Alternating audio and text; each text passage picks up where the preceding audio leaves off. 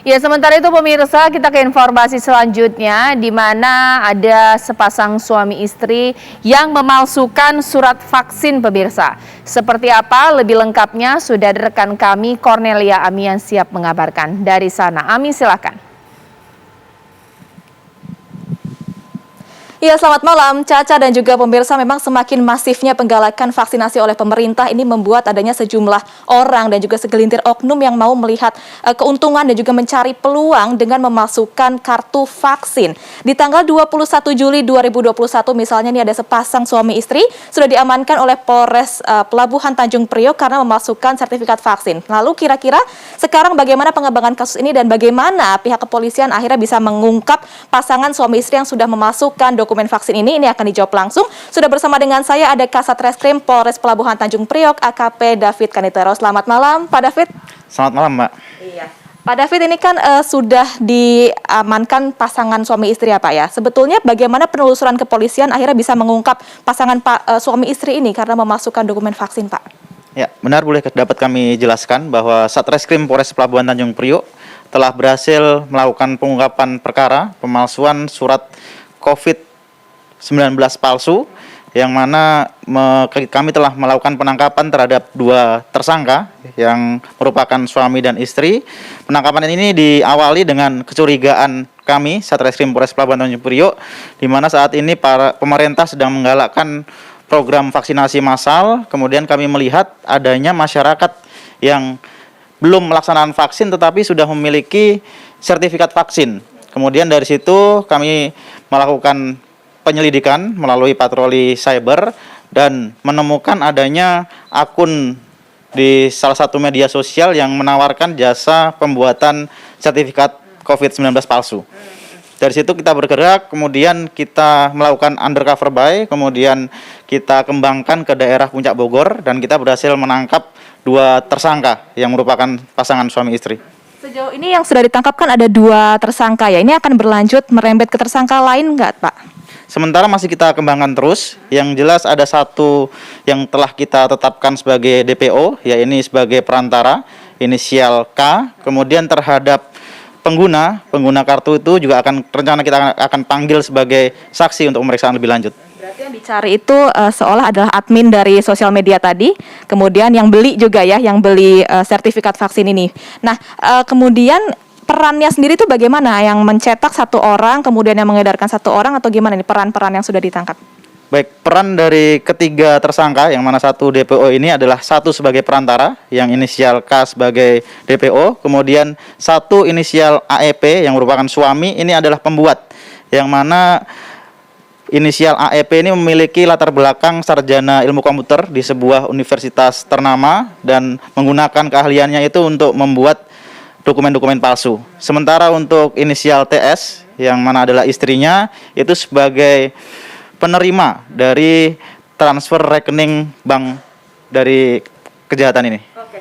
Ini saya mau minta tolong Pak Kasat untuk tunjukin sebetulnya barang buktinya yang contoh yang palsunya. Mungkin karena sekarang kan kerap dijadikan salah satu syarat dokumen perjalanan begitu ya. Mengeceknya yang palsu dan yang asli itu bagaimana Pak? Kita boleh tunjukkan ke kamera Pak. Baik.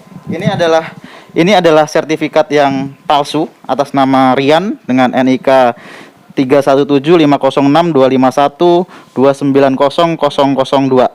Untuk pengecekan dapat kita lakukan melalui website pedulilindungi.id. Kita masukkan nama, kemudian masukkan NIK.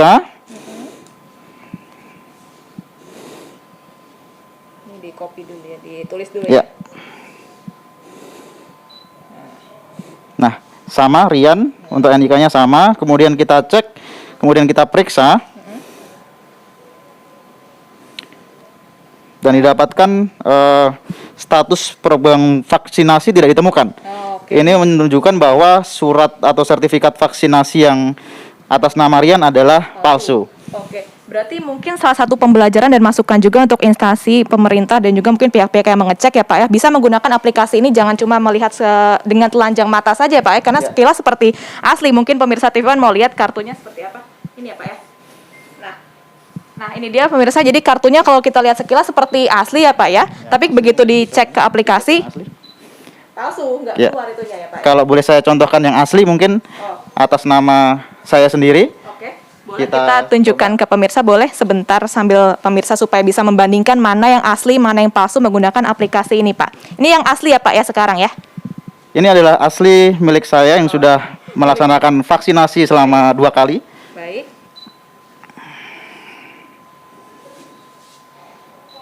Oke.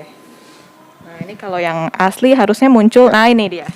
Ini adalah hasil dari pengecekan melalui website pedulilindungi.id yang pasti akan keluar sudah vaksin keberapa. Dia muncul di situ. Nah, ini kalau ini baru kartu vaksinnya asli nih kalau kayak gini ya, Pak ya. Nah, pertanyaan terakhir mungkin, Pak. Tadi kan Bapak sempat bilang kalau yang beli juga ditangkap. Jerat hukum kalau untuk yang beli dong, Pak. Ini kayak gimana hukumannya? Ya, untuk yang pengguna atau pembeli nanti akan kita lakukan pemanggilan sebagai saksi. Kemudian apabila bukti-bukti yang kita rasa cukup, maka akan kita naikkan tersangka, dan pasal yang diterapkan adalah pasal 263 ayat 2, yaitu sebagai pengguna surat palsu dengan ancaman hukuman 6 tahun penjara. Itu kalau untuk pengguna dan yang beli. Kalau untuk yang membuat dan menjual, Pak? Untuk yang membuat, kita terapkan ada pasal berlapis. Yang pertama adalah terkait dengan UU ITE, terkait dengan memanipulasi data otentik, kemudian juga merubah data-data dari publik dengan ancaman hukuman maksimal 12 tahun penjara dan 12 miliar rupiah. Itu dia ya. Terima kasih banyak Pak Kasat sudah berbagi informasi, mungkin bisa menjadi sedikit pembelajaran dan edukasi juga, tidak hanya untuk pemerintah tapi juga mungkin untuk masyarakat, supaya jangan beli sertifikat vaksin palsu, kalau bisa ikut vaksin supaya bisa terbukti ya, dan juga bisa kemudian membantu kita sama-sama membuat herd immunity. Nah, itu dia tadi Caca dan juga pemirsa sudah sama-sama kita lihat. Semoga semakin nanti ke depannya tidak banyak lagi oknum-oknum yang melakukan hal serupa. Jadi kalau bisa ikutlah vaksin sesuai dengan anjuran dari pemerintah. Sementara seperti itu, Caca, kami kembalikan kepada Anda di studio. Terima kasih Cornelia Ami mengabarkan langsung dari Tanjung Priok, Jakarta Utara.